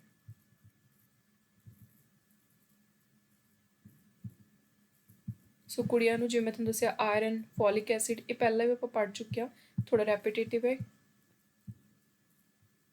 ਕਿਸ਼ੋਰੀ ਹੈਲਥ ਕਾਰਡ ਬਣਾਏ ਜਾਂਦੇ ਨੇ ਜਿਨ੍ਹਾਂ ਨੂੰ ਸਟੇਟ ਦੇ ਅੰਦਰ ਆਂਗਨਵਾੜੀ ਸੈਂਟਰ 'ਚ ਮੇਨਟੇਨ ਕੀਤਾ ਜਾਂਦਾ ਹੈ। ਸੋ ਉੱਥੇ ਕੁੜੀਆਂ ਦੀ ਹਾਈਟ, ਵੇਟ, BMI ਸਾਰਾ ਕੁਝ ਦੇਖਿਆ ਜਾਂਦਾ ਕਿ ਉਹਨਾਂ ਦੀ ਖੁਰਾਕ ਵਗੈਰਾ ਸਹੀ ਹੈ, ਕਿਉਂਕਿ ਜਿਹੜੀ ਕਿਸ਼ੋਰੀ ਇੱਕ ਮਤਲਬ ਏਜ ਆਪਾਂ ਕਹਿ ਦਿੰਦੇ ਹਾਂ ਕਿਸ਼ੋਰ ਅਵਸਥਾ, ਐਡੋਲਸੈਂਟ ਏਜ, ਜਦੋਂ ਬਹੁਤ ਹੀ ਜ਼ਿਆਦਾ ਕੁੜੀਆਂ ਟੈਂਡਰ ਏਜ ਦੇ ਵਿੱਚ ਹੁੰਦੀਆਂ ਨੇ ਤਾਂ ਹਾਰਮੋਨਸ ਚੇਂਜ ਹੁੰਦੇ ਨੇ। ਸੋ ਉਸ ਸਮੇਂ ਜਿਹੜੀ ਨਿਊਟ੍ਰੀਸ਼ਨ ਹੈ ਉਹ ਬਹੁਤ ਵਧੀਆ ਹੋਣੀ ਚਾਹੀਦੀ ਹੈ, ਅਦਰਵਾਈਜ਼ ਤੁਹਾਡੀ ਗਰੋਥ ਵਿੱਚ ਬਹੁਤ ਫਰਕ ਪੈ ਸਕਦਾ ਹੈ। ਸੋ ਕਈਆਂ ਦੀ ਹਾਈਟ ਬਹੁਤ ਛੋਟੀ ਰਹਿ ਜਾਂਦੀ ਹੈ, ਥੋੜ੍ਹਾ ਬੋਡੀ ਵੇਟ ਕਿਸੇ ਪ੍ਰੋਬਲਮ ਕਰਕੇ ਬਹੁਤ ਜ਼ਿਆਦਾ ਵਧਣ ਲੱਗ ਜਾਂਦਾ ਹੈ। ਸੋ ਇਹ ਸਾਰੀਆਂ ਚੀਜ਼ਾਂ ਦਾ ਧਿਆਨ ਰੱਖਿਆ ਜਾਂਦਾ time to time.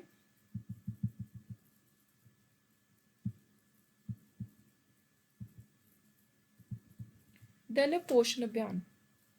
National nutrition mission ਵੀ ਇਹਨੂੰ ਕਹਿੰਦੇ ਆ, ਲਾਂਚ ਹੋਇਆ ਸੀ 2018 ਦੇ ਵਿੱਚ, ਆਲਦੋ ਇੰਪਲੀਮੈਂਟ ਹੋ ਗਿਆ ਸੀ 2017 'ਚ, ਭਾਰਤ ਸਰਕਾਰ ਨੇ ਕਰਤਾ ਸੀ। ਸੋ ਇਸ ਸਕੀਮ ਬਾਰੇ ਵੀ ਆਪਾਂ ਪਹਿਲਾਂ ਪੜ੍ਹ ਚੁੱਕੇ ਹਾਂ। ਸੋ ਇਹਦੇ ਅੰਦਰ ਜਿਹੜਾ ਅੰਡਰ ਨਿਊਟ੍ਰੀਸ਼ਨ ਦਾ ਲੈਵਲ ਹੈ ਉਹਨੂੰ ਘਟਾਉਣ ਦੇ ਲਈ ਮੇਨ ਇਨੀਸ਼ੀਏਟਿਵ ਚੱਕੇ ਗਏ ਨੇ।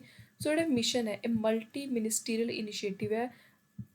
ਦੇਸ਼ ਵਿੱਚੋਂ 2022 ਤੱਕ ਮਾਲ ਨਿਊਟ੍ਰੀਸ਼ਨ ਦੀ ਜਿਹੜੀ ਪ੍ਰੋਬਲਮ ਹੈ, ਕੁਪੋਸ਼ਣਤਾ ਹੈ, ਉਹਨੂੰ ਪੂਰੀ ਤਰ੍ਹਾਂ ਖਤਮ ਕਰਨ ਦਾ ਟੀਚਾ ਇਹਦੇ ਅੰਦਰ ਸੈੱਟ ਕੀਤਾ ਸੀ, ਇੱਕ ਟਾਰਗੇਟ ਸੈੱਟ ਕੀਤਾ ਸੀ। ਅਕੋਰਡਿੰਗ ਟੂ ਮਿਸ਼ਨ 25/2020 ਜਿਹੜੀ ਸਕੀਮ ਹੈ ਇਹਦਾ ਮੇਨ ਮਕਸਦ ਸੀ ਕਿ 38.4 ਤੋਂ ਘਟਾ ਕੇ ਜਿਹੜੀ ਮਾਲ ਨਿਊਟ੍ਰੀਸ਼ਨ 25% ਤੱਕ ਲੈ ਕੇ ਆਉਣਾ 2022 ਤੱਕ। ਸੋ ਮਿਸ਼ਨ ਦੇ ਅੰਦਰ ਵੀ ਹੋਰ ਬਹੁਤ ਸਾਰੀ ਸਕੀਮਾਂ ਜਿਹੜੀ ਮਿਲ ਕੇ ਕੰਮ ਕਰਦੀਆਂ ਨੇ। ਈਵਨ ਜੇ ਆਪਾਂ ਗੱਲ ਕਰੀਏ ਆਂਗਨਵਾੜੀ ਸੈਂਟਰ ਦੀ ਤਾਂ ਉਹਦੇ ਲਈ ਵੀ ਜਿਹੜਾ ਮਿਸ਼ਨ ਹੈ ਇਹ ਆਂਗਨਵਾੜੀ ਵਰਕਰਸ ਨੂੰ ਇਨਸੈਂਟਿਵ ਦਿੰਦਾ, IT ਬੇਸਡ ਟੂਲ ਦਿੰਦਾ। ਸੋ ਉੱਥੇ ਆਂਗਨਵਾੜੀ ਸੈਂਟਰ ਦੇ ਵਿੱਚ ਬੱਚਿਆਂ ਦੀ ਹਾਈਟ ਵਗੈਰਾ ਮੈਜਰ ਕਰਨ ਦੀ ਇਕਵਿਪਮੈਂਟਸ, ਦੈਨ ਨੀਤੀ ਆਯੋਗ ਵੀ ਇੰਪੋਰਟੈਂਟ ਰੋਲ ਪਲੇ ਕਰਦੇ ਇਹਦੇ ਅੰਦਰ। ਸੋ ਨਿਊਟ੍ਰੀਸ਼ਨ ਨੂੰ ਲੈ ਕੇ ਜਿਵੇਂ ਵੀ ਜੋ ਵੀ ਹੋਰ ਬਾਕੀ ਦੇਸ਼ ਦੇ ਅੰਦਰ ਸਕੀਮਾਂ ਚੱਲਦੀਆਂ ਨੇ ਸਾਰੀਆਂ ਹੀ ਇਹਦੇ ਨਾਲ ਮਿਲ ਕੇ ਇਹਦੇ ਅੰਡਰ ਕੰਮ ਕਰਦੀਆਂ ਨੇ। ਸੋ ਇਸ ਜਿਹੜਾ ਆਪਾਂ ਸਪੈਸੀਫਿਕ ਟਾਰਗੇਟ ਦੀ ਗੱਲ ਕਰੀਏ ਤਾਂ ਇਸ ਨੈਸ਼ਨਲ ਨਿਊਟ੍ਰੀਸ਼ਨ ਮਿਸ਼ਨ ਦੇ ਅੰਦਰ ਮੇਨ ਟਾਰਗੇਟ 4 ਸੈੱਟ ਕੀਤੇ ਗਏ ਸੀ। ਇੱਕ ਤਾਂ ਸਟੰਟਿੰਗ ਨੂੰ 2% ਹਰ ਸਾਲ ਘਟਾਉਣਾ ਹੈ, ਅੰਡਰ ਨਿਊਟ੍ਰੀਸ਼ਨ ਨੂੰ, ਅਨੀਮੀਆ ਨੂੰ 3% ਹਰ ਸਾਲ ਘਟਾਉਣਾ ਹੈ, ਲੋ ਬਰਥ ਵੇਟ ਨੂੰ 2%। ਸੋ ਜਦੋਂ ਆਪਾਂ ਗੱਲ ਕਰਦੇ ਹਾਂ ਪੋਸ਼ਣ ਅਭਿਆਨ ਨੈਸ਼ਨਲ ਨਿਊਟ੍ਰੀਸ਼ਨ ਮਿਸ਼ਨ ਦੇ 7 ਪਿਲਰਸ ਨੇ। ਸੋ ਪੇਪਰ ਦੇ ਲਈ 7 ਪਿਲਰਸ ਦਾ ਨਾਮ ਯਾਦ ਰੱਖਣਾ ਹੈ। ਸੋ ਇਹ 7 ਚੀਜ਼ਾਂ ਮੇਨਲੀ ਇਹਦੇ ਅੰਦਰ ਇਨਕਲੂਡ ਕੀਤੇ ਜਾਂਦੇ ਨੇ। ਇੱਕ ਤਾਂ ਜਿਹੜੀ ICDS ਕੈਸ ਹੈ, ਕਾਮਨ ਐਪਲੀਕੇਸ਼ਨ ਸੌਫਟਵੇਅਰ ਹੈ ਜਿਹੜਾ ICDS ਦੇ ਲਈ ਕੰਮ ਕਰਦਾ, ਸੋ ਉਹ ਆਉਂਦਾ ਇਹਦੇ ਅੰਦਰ। ਕਨਵਰਜੈਂਸ ਆਉਂਦੀ ਹੈ, ਬਿਹੇਵੀਅਰਲ ਚੇਂਜ ਆਉਂਦਾ, ਟ੍ਰੇਨਿੰਗ ਕਪੈਸਿਟੀ ਬਿਲਡਿੰਗ ਕੀਤੀ ਜਾਂਦੀ ਹੈ, ਇਨੋਵੇਸ਼ਨਸ ਅਲੱਗ-ਅਲੱਗ ਤਰੀਕੇ ਦੀ ਕ੍ਰੀਏਟੀਵਿਟੀ, ਇਨਸੈਂਟਿਵਸ ਵਾਲੀ ਸਕੀਮਾਂ ਹੁੰਦੀਆਂ ਨੇ, ਤੇ ਨਾਲ ਹੀ ਗ੍ਰੀਵੈਂਸ ਰਿਡਰੈਸਲ ਵੀ ਕੀਤਾ ਜਾਂਦਾ ਹੈ। ਸੋ ਲੋਕਾਂ ਨੂੰ ਜੇ ਕੋਈ ਪ੍ਰੋਬਲਮ ਹੈ ਤਾਂ ਉਹਦੀ ਸੁਣਵਾਈ ਵੀ ਕੀਤੀ ਜਾਂਦੀ ਹੈ। ਤੇ ਲਾਸਟ ਬਹੁਤ ਹੀ ਸਿੰਪਲ ਜਿਹਾ ਕੰਸੈਪਟ ਹੈ gender budgeting. So gender budgeting ਦਾ ਮਤਲਬ ਹੈ ਜਦੋਂ ਹਰ ਸਾਲ ਆਪਾਂ ਨੂੰ ਪਤਾ ਆਪਣਾ ਬਜਟ ਪੇਸ਼ ਹੁੰਦਾ ਹੈ ਪਾਰਲੀਮੈਂਟ ਦੇ ਵਿੱਚ, ਇੱਕ ਪੂਰੇ ਸਾਲ ਦਾ ਕੀ ਐਕਸਪੈਂਡੀਚਰ ਕਿੱਥੇ ਕਿੱਥੇ ਖਰਚਾ ਕਰੂਗੀ ਸਰਕਾਰ ਆਉਣ ਵਾਲੇ ਸਾਲ ਦੇ ਵਿੱਚ। ਸੋ ਜਦੋਂ ਬਜਟ ਤਿਆਰ ਕੀਤਾ ਜਾਂਦਾ ਤਾਂ ਜਿਹੜਾ ਪੈਸਾ ਵਿਮੈਨ ਦੇ ਲਈ ਆਉਂਦਾ ਹੈ, ਮਹਿਲਾਵਾਂ ਦੇ ਲਈ ਜਿਹੜਾ ਪੈਸਾ ਐਲੋਕੇਟ ਕੀਤਾ ਜਾਂਦਾ, ਅਲੱਗ ਤੋਂ ਕੱਢਿਆ ਜਾਂਦਾ, ਸੋ ਉਹਨੂੰ ਆਪਾਂ ਕਹਿੰਦੇ gender budgeting. So gender budgeting analysation of the situation of women, men, girls, boys. So ਸਭ ਤੋਂ ਪਹਿਲੇ ਦੇਖਿਆ ਜਾਂਦਾ ਕਿ ਸਿਚੁਏਸ਼ਨ ਕੀ ਹੈ, ਦੈਨ ਅਸੈਸਮੈਂਟ ਕੀਤੀ ਜਾਂਦੀ ਹੈ ਕਿ ਕਿਹੜੇ ਸੈਕਟਰ ਦੇ ਵਿੱਚ ਜ਼ਿਆਦਾ ਜ਼ਰੂਰਤ ਹੈ, ਕਿੱਥੇ ਜੈਂਡਰ ਇਸ਼ੂਜ਼ ਆ ਰਹੇ ਨੇ। ਫਿਰ ਤੀਜੇ ਨੰਬਰ 'ਤੇ ਬਜਟ ਐਲੋਕੇਟ ਕਰਕੇ ਦੇਖਿਆ ਜਾਂਦਾ ਕਿ ਕਿਹੜੀਆਂ ਜੈਂਡਰ ਸੈਂਸਿਟਿਵ ਪਾਲਿਸੀਆਂ ਪ੍ਰੋਗਰਾਮ ਲੈ ਕੇ ਆਉਣ ਦੀ ਜ਼ਰੂਰਤ ਹੈ। ਮੋਨੀਟਰ ਕੀਤਾ ਜਾਂਦਾ ਕਿ ਜਿਹੜਾ ਪਲਾਨ ਦੇ ਅਕੋਰਡਿੰਗ ਫਿਰ ਪੈਸਾ ਲਗਾਇਆ ਹੈ ਅਤੇ ਲੱਗ ਰਿਹਾ ਉਹ ਸਹੀ ਡਿਲੀਵਰ ਹੋ ਰਿਹਾ, ਕਿਹਨੂੰ ਜਾ ਰਿਹਾ। ਅਸੈਸਮੈਂਟ ਕੀਤੀ ਜਾਂਦੀ ਕਿ ਜਿਹੜਾ ਮੇਨ ਮਕਸਦ ਸੀ ਵਿਮੈਨ ਗਰਲਸ ਦੀ ਸਿਚੁਏਸ਼ਨ ਨੂੰ ਸਹੀ ਕਰਨ ਦਾ, ਕੀ ਉਹ ਪ੍ਰੋਗਰਾਮ ਸਕੀਮ ਆਪਣਾ ਅਸਰ ਦਿਖਾ ਰਹੇ ਨੇ ਜਾਂ ਫਿਰ ਨਹੀਂ। ਸੋ ਇਹ ਹੈ ਮੇਨ ਜਿਹੜਾ 5 ਸਟੈਪ ਫਰੇਮਵਰਕ ਜੈਂਡਰ ਬਜਟਿੰਗ ਦਾ।